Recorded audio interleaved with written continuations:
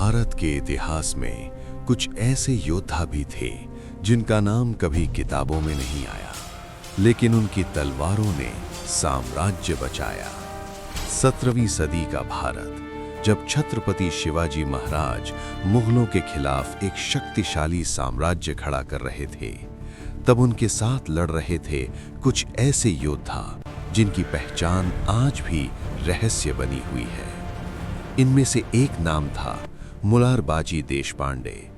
1665 में पुरंदर किले की लड़ाई के दौरान जब मुगलों की विशाल सेना ने किले को घेर लिया, तब मुरारबाजी ने सिर्फ 700 सैनिकों के साथ हजारों मुगलों का सामना किया।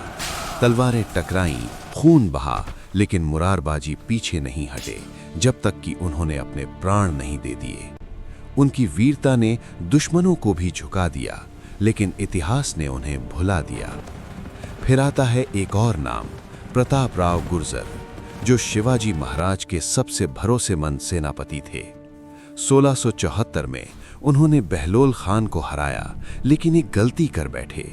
उन्होंने दुश्मन को माफ कर दिया और वही गलती उनकी आखिरी लड़ाई बन गई। कुछ ही समय बाद जब बहलोल खान फिर से हमला करता है, प्रतापराव सिर्फ 6 सैनिकों के साथ हजारों की सेना पर टूट पड़ते हैं। ये कोई युद्ध नहीं था, ये एक आत्म बलिदान था।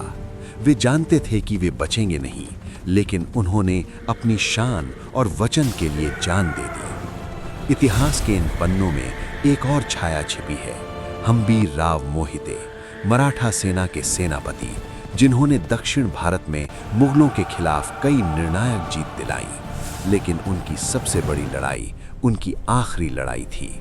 1687, जब मुगलों के साथ भीषण युद्ध चल रहा था, एक तोप का गोला सीधे हम्बीर राव पर आ गिरा और वहीं उनका अंत हो गया।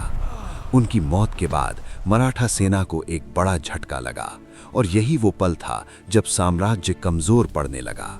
ये वो योद्धा थे जिन्होंने न सिर्फ युद्ध लड़े, बल्कि अपने खून से इतिहास लिखा। लेकिन सवाल आज भी वही है, अगर ये इतने महान थे तो इतिहास की किताबों में इनका नाम क्यों नहीं है? क्या ये सिर्फ भूले हुए नायक हैं या फिर इतिहास ने जानबूझकर इन्हें छुपा दिया?